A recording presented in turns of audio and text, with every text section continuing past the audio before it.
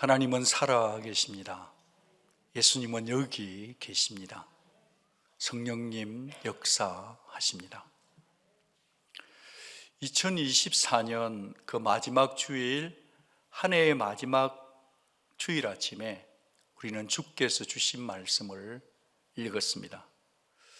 빌립보서 6번째 시리즈 설교의 마지막인데요, 그 순서대로 주어진 말씀이에요. 마지막은 언제나 주는 엄숙함이 우리에게 있지 않습니까? 그래서 저는 그 어느 때보다도 오늘 말씀이 굉장히 경외감 가운데 제 마음에 내려앉은 것 같습니다. 이 말씀이 여러분 각자를 향한 성령의 음성으로 고스란히 아침 이슬처럼 내려앉으시기를 빕니다. 오늘 우리가 읽은 이 말씀을 1절부터 7절, 7절 말씀을 읽었는데 그 중앙 한복판에 4절에 보면 빌립보서의 주제 문장이 꽂혀 있죠. 주 안에서 항상 기뻐하라. 내가 다시 말하노니 기뻐하라. 기뻐하는 게 쉽지 않다는 거죠. 기뻐하는 게 뭔가 장애물이 있고 방해물이 있다는 것을 암시하죠. 뭔가 그 기쁨을 방해하는 장애물들이 있다는 것을 상기시켜 주네요. 1절 말씀에서 바울 사도는 주 안에 서라 합니다. 서라는 이 단어는 군사 용어입니다. 무장한 군인이 제자리에 굳게 서 있는, 지키는 꼼짝 않는 태도죠. 영국의 버킹엄 앞에 여왕을 지키는 그 근위병 같은 태도입니다. 성도가 말이죠, 신앙생활을 하면서 사탄의 공격이 언제나 있을 수 있다는 것을 의식한다고 한다면 굳게 서 있어야 합니다. Stand firm in His grace, 그런 거죠. 여러분, 성도는 다른 곳에 서면 안 됩니다. 반드시 주 안에 서야 합니다. 주 안에 설 때 기쁨을 잃어버리지 않죠. 여러분, 바울이 참 좋아하는 문구가 있는데 그것은 주 안에서라는 문구입니다. 그런데 주 안에서와 함께 바울이 또 다른 좋아하는 문구가 있어요. 그것은 그리스도 안에서도 있습니다. 이것이 굉장히 혼용해서 쓰이기도 하지만 이 둘은 쓰임새가 좀 다르기 때문에 정리하고 지나갈게요. 그리스도 안에서는요, 예수의 죽음과 부활에 초점을 맞춘 거예요. 그리스도 안에서는 예수의 죽음과 부활에 초점을 맞춘 것이라고 한다면 주 안에서라는 것은요, 그분의 주권에 초점이 맞춰진 것입니다. 여러분, 성도는 주 안에서 서야 합니다. 그러려고 하면 그분의 주권에 포커싱 되어 있어야 합니다. 우리는 그분의 주권을 힘입어서 그분의 주권을 순종할 때 굳세게 설 수 있거든요. 여러분, 사탄을 꺾으시고 죽음을 죽이신 부활 예수, 만유를 통치하고 계신 주님의 주권 안에 서 있으면 우리는 그분의 능력을 힘입을 수도 있고 그분의 도우심을 받아 힘입어서 굳게 설 수 있기 때문입니다. 여러분 모두가 다 주 안에 굳게 서는 인생들 되기를 바랍니다. 자, 그렇다면 오늘 본문이 보여주는 기쁨의 장애 요소가 뭔가? 기쁨을 방해하고 기쁨을 이렇게 빼앗아가는 게 뭔지를 좀 살펴보고 싶어요. 뭐죠? 갈등과 불화입니다. 여기서의 갈등은 사람과 사람 사이의 대립 현상이죠. 인간관계 속에서 뭔가 짓누르고 있는 무거운 돌과 같죠? 이게 짓누르면요, 갈등이 짓누르면 기뻐할 기운이 없어요. 갈등이 안 풀리고 불화의 골이 깊어지게 되면 어떻게 되는가? 결국은 분열 상태가 되고 말죠. 당연하죠. 겉으로 드러나든 드러나지 않든 간에 사람과 사람의 마음이 갈등이 생기면 이미 마음은 나누어지거든요. 그래서 바울은 지금 당사자의 이름들을 실명 거론하면서까지 당부하고 있는 거겠죠. 내가 유오디아를 권하고 순두개를 권하노니 주 안에서 같은 마음을 품으라는 거예요. 실명이 거론되었습니다. 여러분, 같은 마음을 품는다는 것은 밥 몇 번 같이 먹는다고 되는 게 아니에요. 내 속사정 조금 얘기해서 속내 몇 번 풀었다고 되는 게 아니에요. 아니라면 도대체 뭔가? 같은 마음은요, 주 안에서만 가능한 마음입니다. 각자가 주님의 주권을 인정할 때, 그 마음 속에 주어질 때, 주님이 내 삶과 내 말에 주인임을 인정할 때 주어지는 마음인 겁니다. 그럴 때 주님의 뜻은 분별됩니다. 같은 생각, 같은 뜻을 찾아서 모색할 수가 있죠. 여러분, 유오디아와 순두계는 여성의 이름입니다. 그 이름의 뜻이 뭘까요? 유오디아는 향기예요. 향기.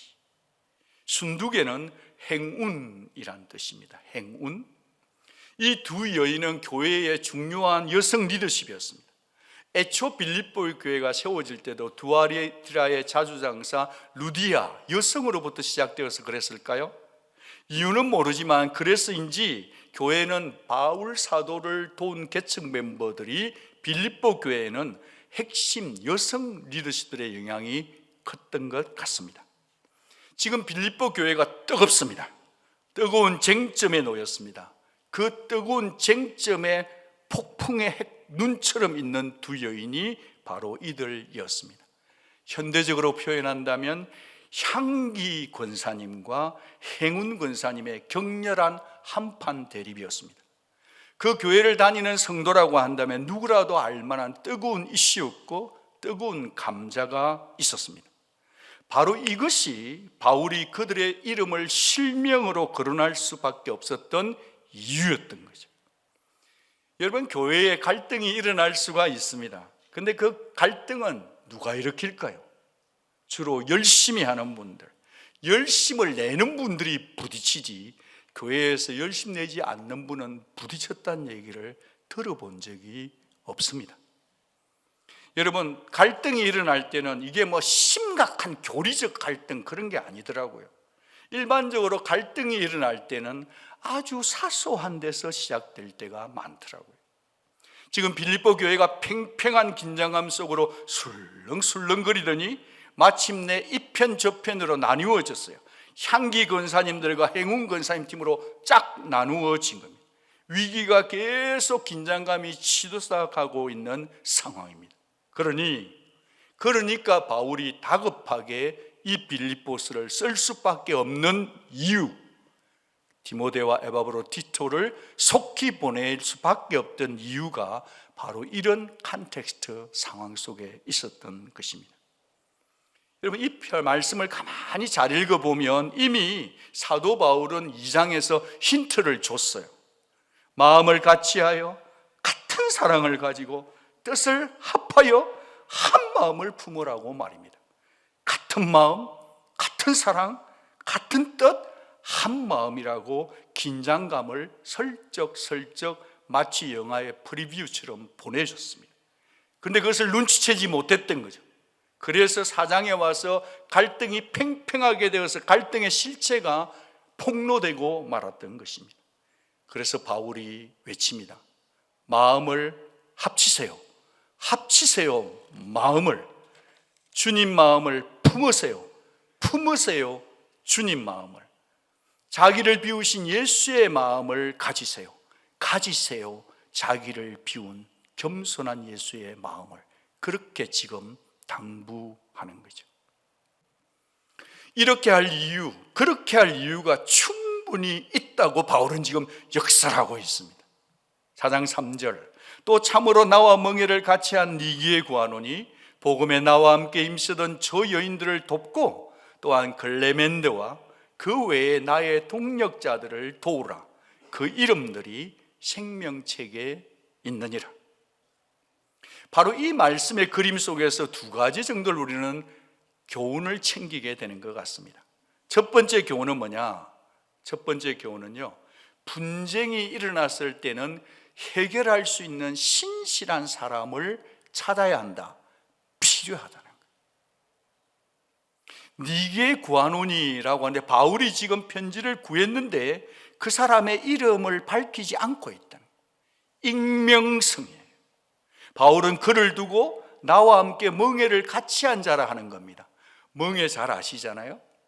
이렇게 멍에가 되어 있으면 두 마리의 소가 하나의 멍에를 메고 밭을 갈듯이 한 목적을 위해 어깨를 나란히 한 사람이란 겁니다. 바로 그 신실한 자에게 부탁을 하는 겁니다. 두 여인을 도와주고 분쟁을 해결하기 위해서 당신이 좀 나서 주십시오. 당신이 나서 주세요라고. 여러분, 교회 공동체는 두 사람이 분쟁을 할 때 신실한 제3자, 떨드 파리가 개입해서 해결해 주어야 될 경우가 가끔 있습니다. 쉽지 않은 일이에요. 용기도 필요해요. 왜냐하면 이미 갈등난 그릇이 깨어진 두 마음을 붙이는 것은 참으로 어려운 사랑의 수고요, 지혜가 필요하기 때문입니다. 그것이 아무리 어려워 보일지라도 말이죠, 그럴지라도 말이죠, 주님이 필요로 하시면, 주님이 요청하시면 화해시키고 중재시키는 신실한 그 한 사람이 저와 여러분이 될 수 있기를 바랍니다. 익명성이에요. 우리 교회도 이만큼 아무 문제 없이 온 것은요, 이름을 밝힐 수 없는 어느 신실한 분들이 성령 안에 기도하면서 그 문제를 잠재우면서 여기까지 왔기 때문에 교회가 여기까지 올 수 있는 줄로 믿습니다. 그 익명성의 한 분 한 분들을 축복합니다. 사랑하는 여러분, 여기서 또 하나, 빌립보 4장 3절에서 우리가 또 하나 배울 수 있는 교훈, 챙겨야 할 교훈이 뭐냐? 그것은 타자를 세워주는 태도예요. 신앙은 태도입니다. 바울은 말이죠, 왜 파벌이 생겼는지 갈등의 정확한 원인을, 내막을 우리는 몰라요. 성경에 기록되어 있지 않으니까. 그런데 바울은 갈등의 원인을 분석하지도 않아요. 누가 옳은지도 판정치도 않네요. 죽고 사는 진리 문제가 아니기 때문에 그래요. 오히려 지금 분쟁을 일으키고 분열을 일으킨 이 갈등과 대립 속에서도 그들의 잘하고 수고한 것을 축혀 세워주고 있더라. 그들은 나와 함께 복음에 힘쓰던 자들이었다. 동력자였다라는 겁니다. 여러분, 사람의 평가라는 게 동전의 양면 같지 않던가요? 내가 막 죽어도 옳다라는 나의 평가가 알고 보면 종이 한 장 차이 아니던가요? 같은 상황 앞에서도 우리의 사람의 관점은 이렇게도 저렇게도 그렇게도 요렇게도 볼 수 있는 게 사람 아니던가요? 공동체를 파토내서 분란의 주범이야, 리더답지도 못했어, 그럴 수도 있죠. 그런데 말입니다, 사도 바울은 그 사람들의 그동안의 수고와 그의 가치를 인정해주고 또 칭찬해주니 얼마나 멋집니까? 여러분, 우리는 갈등 없이는 살 수가 없습니다. 분열 없는 교회를 찾지 마십시오. 분열이 없는 곳은 한 곳 있습니다. 공동묘지입니다. 살아가는 데 있어서 갈등은 집안에도 있고 나 자신과도 갈등하는 우리들인데, 갈등 관계가 있을 때조차라도 우리는 상대방의 가치를 볼 수 있는 눈이 필요해요. 하나님 나라의 동력자 의식이란 사실을 잊지 마시기 바랍니다. 동력자란 나란히 서서 한 주님을 바라보며 함께 하는데 고난도 함께해요. 그리고 기쁨도 함께 나누는 게 동력자 아닙니까? 서로를 동력자의 눈길로 바라보면서 이렇게 생각하면 어떨까요?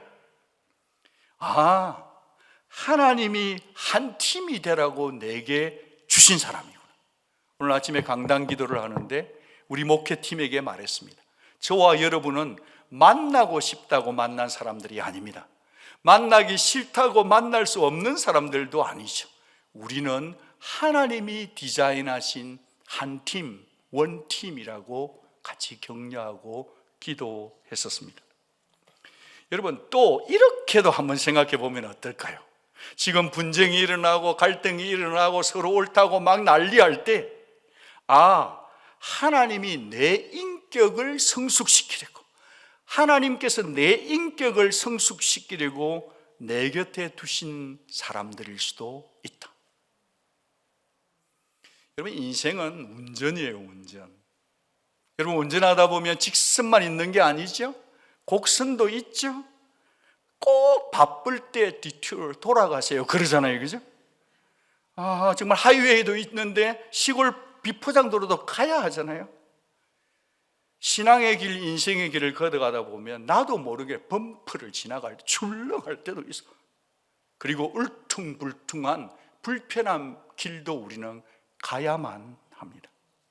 그런데 여러분, 여기서 의도적으로 만들어진 울퉁불퉁한 길도 있지 않습니까? 그 길의 이름은 럼블 스트립이에요. 이 럼블 스트립은 럼블과 스트립 두 가지가 붙은 단어인데, 럼블은 소음입니다. 둥둥둥 하는 그 소리이고, 스트립은 그 홈을 파서 파놓은 좁은 띠로 된 길이에요. 이것이 가장 잘 나타난 것은 우리가 졸음운전을 할 때 나갈 때 드릉 할 때 졸다가 번쩍 깨는 거 있죠. 그 길의 이름이 저 길입니다. 한국인들은 머리가 좋은 것 같습니다. 혹시 여기 한국인 아닌 분이 계시면 용서해 주십시오. 한국인들은 이 운전하다가 럼블 스트립 된 이걸 갖다 어떻게 했냐니까, 그것을 높이를 조절해 가지고 10.6이면 도, 9.5cm면 레가 되게 해서 또래또래 노래가 나오게 한 거예요. 한국인들은 굉장히 호응이 좋습니다. 지금 저는 여기서 제안을 하나 드리고 싶어요. 여러분의 인생관계 속에서 항상 울퉁불퉁은 경험하게 됩니다. 그때 첫 번째, 호흡을 가다듬으십시오. 둘째는 생각하십시오. 어쩌면 내 신앙의 졸음운전을 막아주는 럼블 스트립일 수도 있다. 아니, 하나님이 내 인격을 가다듬는 데 필요하기 때문에 이 울퉁불퉁한 럼블 스트립을 내게 주셨다. 이왕 지나가야만 한다면, 기왕 이 길을 끝까지 가야만 한다면 나는 하나님의 주권을 인정하면서 감사함으로 이 길을 통과하겠다. 상당히 기분이 좋기 때문에 옆에 분들에게 인사 한번 하겠습니다. 저는 당신을 위한 울퉁불퉁입니다. 인사 한번 하겠습니다. 오늘 아침에 부부싸움 했을지라도 하세요. 지금 그 다음이 중요합니다. 잘 부탁드립니다. 여기서 더 중요합니다. 저를 밟고 지나가실 때 흥겨운 소리를 제가 만들어 드릴게요. 이게 기뻐이네요. 같이 한번 좀 길어도 한번 해보겠습니다. 저를 밟고 지나가실 때 제가 흥겨운 소리를 만들어 드릴게요. 오늘 가정회복주일이기 때문에 이거 잘해야 합니다.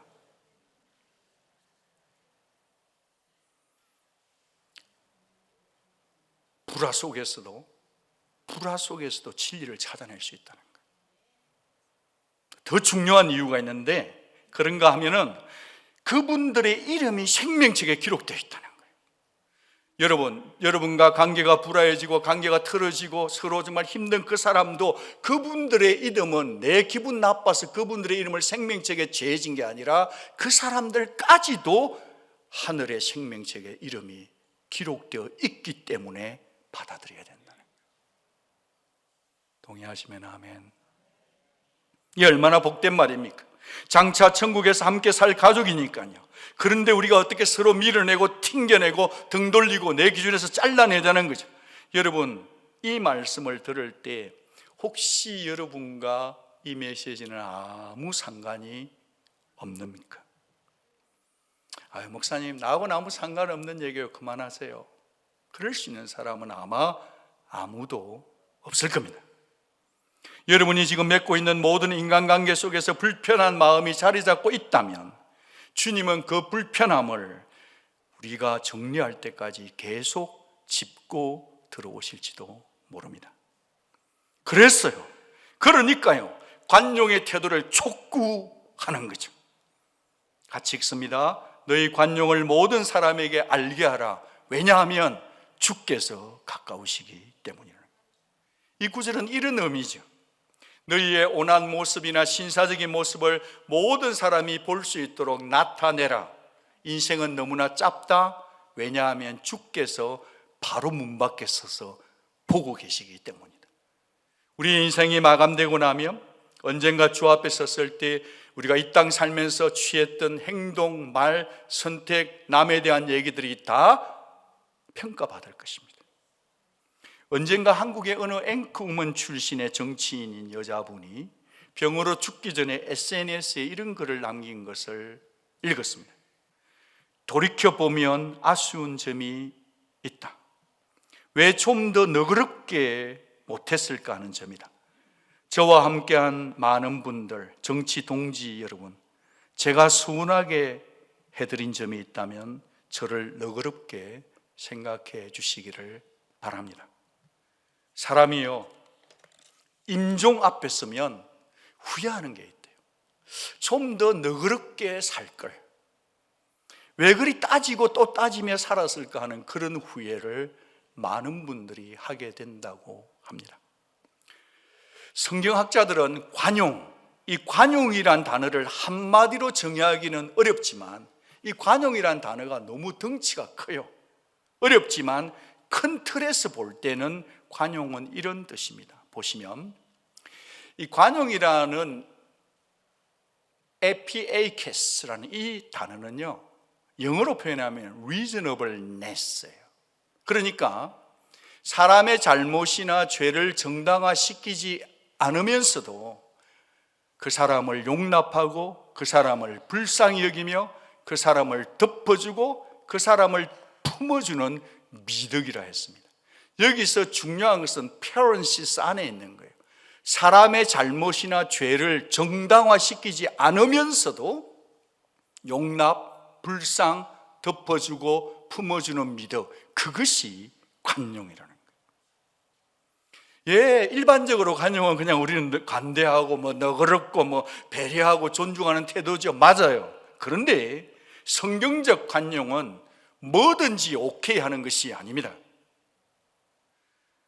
정신과 의사인 여러 가지 책들을 많이 쓴 여러분들 읽었을 때 스카펙이 이런 말을 했는데 한번 들어보시겠어요? 모든 인간관계에서 가장 큰 위험 중에 하나는 거짓 공동체다. 서로에게 예의 바르게 굴며 절대 싫은 소리를 하지 않는다. 뭐든 좋은 게 좋다는 식으로 넘어가 버리고 늘 서로에게 악이 없는 작은 거짓말들을 한다. 모두가 가면을 쓰고 살아가며 절대 지적하지 않는다. 그것이 매력적으로 보이긴 하지만 막다른 골목으로 치달아 내려가는 잘못된 지름길이다. 같이 읽겠습니다. 진정한 공동체 특성 중 하나는 은혜롭게 싸울 수 있는 것이다. 진정한 공동체는 은혜롭게 싸울 수 있는 곳이어야 합니다. 공의가 빠진 관대함, 진리가 빠진 사랑, 그것은 참 성경적 관용의 태도가 아닙니다. 우리는 감사 안기를 원합니다. 감사하는 것을 좋아합니다. 누가 감사 안아주기를 원하죠. 그런데 사랑으로만 감사 안으면 안 됩니다. 사랑과 함께 진리, 이 두 가지로 같이 감사 안아야 하는 겁니다.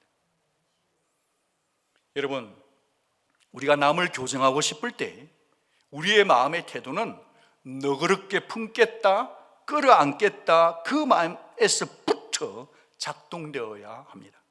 왜냐하면 그리스도의 한 몸이기 때문입니다. 우리는 주님이 먼저 우리를 품어주셨기 때문에, 주님이 우리를 감싸 안아 주셨기 때문에 우리는 다른 사람을 관용해야 합니다.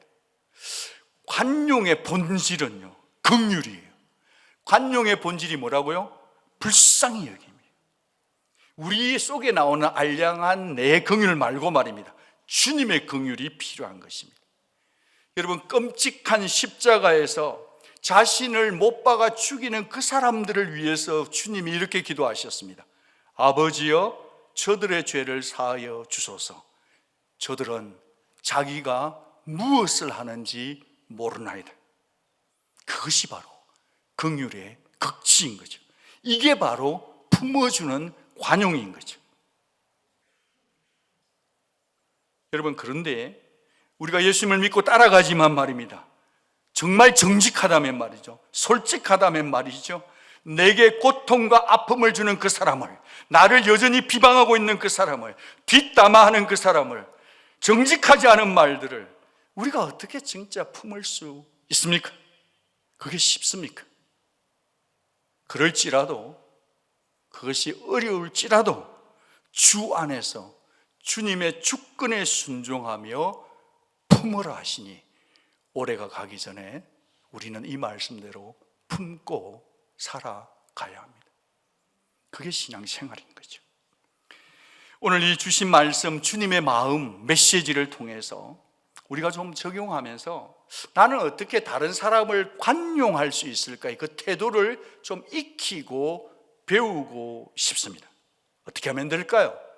그 첫 번째는 관용의 태도를 익히고 배우려고 하면 그럴 수도 있지, 무슨 사정이 있겠지입니다. 한번 받아해 주시겠습니까? 그럴 수도 있지. 무슨 사정이 있겠지. 여기에 가 중요하고 뭐가 중요합니다. 우린 다 달라요. 우리 어느 누구도 MBTI 성격 유형 16가지 안에 규정 다 들어갈 수 없어요. 우리는 참 오묘하고 신묘막측한 사람들입니다. 선호도도 다르고, 일하는 방식도 다르고, 문제 접근 방식도 다 다르고, 문제 푸는 방식도 다 다르고, 카톡 보내는 것도 다르고, 카톡 대답하는 스타일도 다 달라요. 그런데 내가 옳다, 내 기준만 옳다라고 얘기하고 칼을 들기 시작하면 다른 사람은 다 틀리는 게 되고 말죠. 여러분, 예를 들어서 누군가가 나에 대해서 뒷담화, 안 좋은 얘기를 하고 다닌다는 얘기를 들었을 때 여러분의 반응 시스템은 두 가지입니다. 여러분도 같이 그냥 들이받아 버린 거예요. 그럴 줄 알았어, 이럴 수도 있고요. 그럴 줄 알았을 수도 있고, 그럴 수도 있지 뭐, 이렇게도 있는 거예요. 나도 그 친구 옛날에 좀 뒷담화 한 적이 있으니까 그럴 수도 있지, 넘어가 버리면 되는 건데, 그걸 밤새도록 묵상하잖아요. 죽어 나만 고생하는 거예요. 알아서 하세요, 여러분들. 그리고 남의 사정 모를 때는 쉽게 말을 내뱉어서는 안 됩니다. 양쪽 사이드를 들어보고 얘기를 해야 돼요. 예를 들어 카톡을 보는데 답이 없어. 와야 할 자리에 얼굴이 안 보여. 그때도요, 무슨 사정이 있겠지 해야지.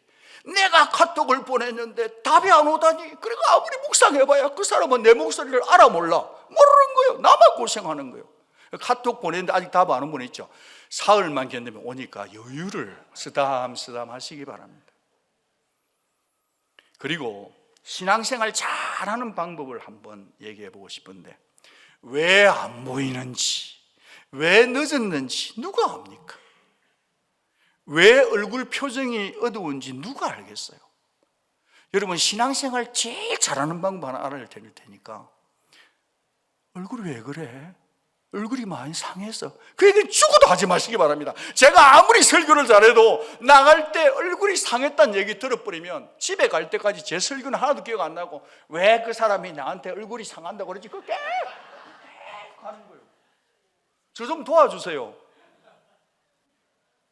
설사 그분이 얼굴이 안 돼 보이더라도, 빈말이라도 얼굴 좋네요 좀 이래버리면요, 그 사람은 얼굴 좋다고 기억하고 가는 거예요.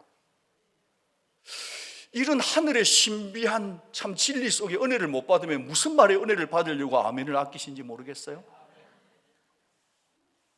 사실은요, 가장 진리는 가장 상식적인 데 있을 수가 있어요. 제가 한 말이 진리는 아닙니다. 그런데요, 여러분 혹시 그런 경험 안 해봤어요? 얼굴이 왜 그래 하고 나면 집에 갈 때 기분 좋던가요? 그런 일은 죽었다 깨어나도 없어요. 사랑하는 여러분, 물론 사랑에 관심으로 그래서 얼굴이 안 좋다는 얘기를 들은 분들께 꼭 한마디 하고 싶어요. 들었으면 그냥 저분이 나를 사랑하고 관심을 가져주는구나, 아무도 내 얼굴 표정에 관심이 있는데 저분이 나를 사랑하니까 관심을 주지, 그런 생각하고 또 넘겨버려요. 넘기는 게 신앙이에요. 실력이에요. 그게. 여기까지 하고 진도를 나가겠습니다. 두 번째로 간용의 태도는 뭐냐 하면, 쏘가도 주고 덮어도 주고예요. 여기에서 제일 중요한 단어는 고예요. 고예요. 계속해야 된다는 거예요. 쏘가도 주고 덮어도 주는 것이 관용입니다. 어느 분이 어릴 적에 자신의 얘기를 하나 들려주는데 자기가 어머니를 아주 멋지게 속인 것이 있었다는 거예요. 어머니가 공부를 못했어요. 중학교 1학년 때 어머니에게 돈이 필요하고 용돈이 필요하니까 엄마 나 공부 열심히 해야 되게 영어 사전 사야 돼 해가지고 돈을 엄청 받았어요. 비싼 영어 사전. 일주일쯤 뒤한데 엄마 나 딕셔너리 사야 돼 하는 거예요. 여기서 웃는 사람은 영어를 좀 하는 분이고, 일주일 또 지나가서 가가지고 엄마 나 콘사이즈 필요했다는 거야. 그러니까 똑같은 한 근책 하면서 공부 못하신 어머니를 위해서 첫날은 영어 사전 사고, 둘째는 딕셔너리 사고, 세 번째는 콘사이즈 산다 하면서 엄마의 주머니에 돈을 다 챙겨 먹고 놀은 거예요. 세월이 지났습니다. 그분이 이제 이렇게 고백하더라고요. 내가 어머니를 속은 게 아니라 어머니가 아시면서 멋지게 다 쏘아준 거를 지금 한다는 거예요. 사랑 쏘아주는 겁니다. 쏙이 뻔히 보이지만 쏘아주고 참아주고 기다렸기 때문에 우리 청소년들이 지금 집 안 나가고 우리 집에서 밥 먹고 있는 거 아닙니까 혹시? 지혜로운 배우자도 다 알아요. 남편 속내가 다 보여. 그런데도 쏘아주는 거예요. 사랑하는 남편 여러분, 정신 바짝 차리시기 바랍니다. 아내가 몰라서 쏘아주는 게 아니고 알면서 쏘아주고 있네. 그분을 귀히 여겨야 돼요. 여러분, 아내 여러분들도 좀 보일지라도 좀 쏘아주세요. 알면서도 좀 나아지. 그걸 갖다가 두 눈 부릅뜨고 막 검사의 눈으로 남편을 훌기 잡으면요, 집에 나가버릴 수가 있어요. 그러면 여러분만 손해요. 어리숙하게 사십시오. 그래도 괜찮아요. 쏘아주며 사시기 바랍니다. 목사님, 그러면 맨날 쏘아주면 나는요, 내만 손해 아니에요? 예, 손해 맞죠. 그런데요, 한 가지 아십니까? 여러분을 날마다 쏘아주는 분이 계신데 하나님이요, 여러분을 지금까지 쏘아주셨기 때문에 오늘 저와 여러분이 이 자리에 있는 거예요. 하나님 그분은 우리 다 알아요. 쏘아주고 계신 거예요. 왜죠? 사랑하기 때문에 쏘아주고 계시는 거죠. 그 쏘아주신 하나님의 관용 때문에, 그 은혜 때문에 저와 여러분이 오늘 여기까지 살아있는 줄로 믿습니다. 문제의 원인을 항상 남에게만 찾는 분이 있어요. 이 손가락이 그냥 언제나 지적질만 하는 분이 계세요. 다른 사람에게. 문제의 원인을 남에게서 찾지 마십시오. 나에게서 찾는 사람이야말로 사랑은 허다한 죄를 덮느니라는 주의 말씀에 가깝게 다가가는 성숙으로 가고 있는 성도예요. 본질적인 것에는 한치의 물러섬도 없어야겠지만 쏘아주기도 하고 허물을 덮어주기도 하는 그런 태도가 있다면 우리 가정도, 우리 공동체도, 우리 교회도 기쁨이 솟구쳐 오를 것을 믿습니다. 마지막으로 간용의 태도 세 번째는 감사로 기도로입니다. 여러분, 문제가 이렇게 분열되고 갈등이 되었을 때요, 이 갈등의 문제를 내가 한번 해결해 보겠다라고 나서면 문제가 더 얽힐 때가 많아요. 성도는 문제가 없는 자는 아니지만 내게 얽힌 문제를 가지고 문제를 풀기 전에, 사람하고 풀기 전에 먼저 하나님께 와서 기도하고 푸는 거예요. 이게 영적인 질서입니다. 아무것도 염려하지 말고 다만 모든 일에 기도와 간구로 너희 구할 것을 감사함으로 하나님께 아뢰라. 같이 읽어요. 그리하면 모든 지각에 뛰어난 하나님의 평강이 그리스도 예수 안에서 너희 마음과 생각을 지키시리라, 지키시리라, 지키시리라. 이 구절 한 구절만 떼어놓고 1시간 설교를 해도 기도의 비밀을 나눌 수 있겠으나, 여러분, 이 말씀이, 우리가 이 암송하고 애송하는 이 말씀이 출처가 어디서부터 연결되어 가고 있는지 연결고리를 보십시오. 분열과 분쟁에서 마지막 종착지, 문제를 해결하고 분열을 풀어가는 종착지는 어디냐? 기도라는 거예요. 감사라는 거예요. 이 말씀이 새롭지 않습니까? 당연히 아무것도 염려하지 말라 속에는 인간관계의 갈등, 문제, 불화의 문제도 다 포함이 되는 거겠죠? 여러분, 분열이라는 것이 관계가 쫙 깨어지는 걸 한다면, 염려는 또 다른 측면에서 보면 내 내면이 나뉘어지는 거예요. 염려라는 단어 헬라어는 두 가지로 되어 있는데 동사적으로 보면 나뉘다 이 말이에요. 깨진다 이 말이에요. 명사는 뭐냐? heart예요. 내 마음이 깨져버려요. 여러분, 거울을 보는데 금이 가버리면 거울이 산산조각 나면 내 얼굴을 볼 수가 없잖아요. 여러분, 염려의 부정적인 파워는 뭐냐? 성도가 하나님을 바라보아야 될 시선을 사방팔방으로 분산시켜버리는, 하나님을 못 보게 하는 게 뭐죠? 염려라는 거예요. 그러니 베드로전서 5장 7절, 너희 염려를 다 주께 맡겨버리라. 왜냐하면 because 그가 너희를 돌보심이라. 맡기시기 바랍니다. 맡긴다는 것은 기도하는 것입니다. 그것도 감사함으로 기도하는 것이에요. 이 속에는 두 가지의 태도가 담겨 있네요. 이 태도는 말이죠, 이미 내가 원하는 것을 받은 것으로 생각해버리고 감사하는 거예요. 내가 지금 불화가 일어나고 막 여러 가지, 여러분 불화 속에서 있기를 원치 않잖아요. 해결될 줄로 믿어버리는 거예요. 이미 불화 속에서도 해결된 줄을 믿고 감사해버려요. 당겨서 감사해버려요. 두 번째는 지금까지 인도하시고 베풀어 오신 하나님, 베풀어 주신 그 하나님을 묵상하기에 하나님 때문에 감사하는 태도인 겁니다.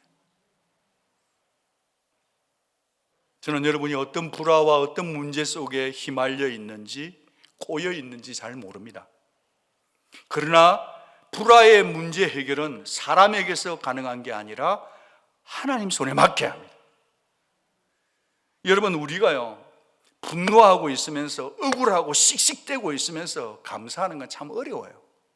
그러나 말입니다, 그동안 내 인생 가운데 말입니다, 내 만남을 주관하셨던 하나님, 만남 속에서 기쁨을 주셨던 하나님, 그 하나님의 섭리의 손길을 인정한다면 주 안에서, 그분의 주권 안에서 우리는 감사할 수 있는 줄로 믿습니다. 여러분, 이 관용한다는 것, 남에게 관용을 베푼다는 것은 땅에서 나올 수 있는 게 아니에요. 내 마음에서 나올 수 있는 게 아니라 이 관용은 위로부터 내려온 지혜입니다. 이 관용은 성령 하나님의 성품이거든요. 우리 힘으로는 진짜 어려워요, 남을 관용한다는 게. 그렇지만 기도 안으로는 가능한 겁니다. 주 안에서는 가능한, 성령으로는 가능한 것입니다. 그런 자들에게 나의 평강으로 충만히 채워주리라, 지켜주리라, 네 마음을 지켜주리라, 네 생각을, 이 약속을 꽉 붙드시기를 바랍니다. 세상 살다가 보면 이런저런 일에 휘말릴 수가 있어요. 우리의 기쁨을 산산조각 내고 우리의 기쁨의 탱크가 리킹되게 만들어버리는 그런 일들이 많이 있지만, 이 방해물들과 리킹 상황을 잘 보시면서 하나님의 약속을 붙들고 기도로 이 모든 기쁨을 앗아가는 방해물과 장애물들과 사건들을 훌쩍 뛰어넘어서 기쁨의 나라에 머무시는 저와 여러분 되기를 축복합니다. 여러분, 예수님을 주로 믿는 저와 여러분들은 그 이름이 생명책에 기록되어 있으니 이 땅에서 이렇게 살다가 천상에서 영원히 같이 살게 될 것입니다. 주님으로부터 사랑받는 여러분, 주 예수님이 사랑하고 계시는 한 분 한 분 여러분, 가정에서든 교회 공동체에서든 직장에서든 여러분이 만나는 사람을 대할 때 품어 주십시오. 덮어 주십시오. 쏘가도 주십시오. 감싸 주십시오. 이해도 해 주십시오. 그런 관용을 선택하시는 여러분 되기를 바랍니다. 주 안에서 기쁨을 지켜내시는, 기쁨을 빼앗기지 않는 건강한 우리 온누리 가족 될 수 있기를 주 예수 그리스도 이름으로 축복합니다.